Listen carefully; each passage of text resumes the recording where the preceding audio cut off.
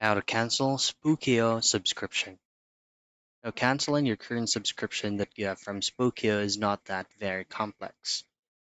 So as you know, if you go ahead and create an account with Spokeo, you will automatically be opt-in for a subscription directly upon creating an account. Now to cancel that is very easy.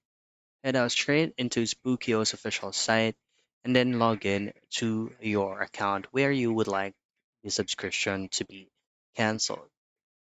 Now, once you've successfully logged in, just simply head out straight into Manage Accounts, and you will not have any other options rather than seeing subscriptions. Head out straight into subscription, and you should be able to see the current subscription that you're in on Spookio. Cancel it, and then you will be redirected to the confirmation page if you would really like it to be canceled, and just simply hit on confirm to successfully cancel your membership or subscription on Spookio.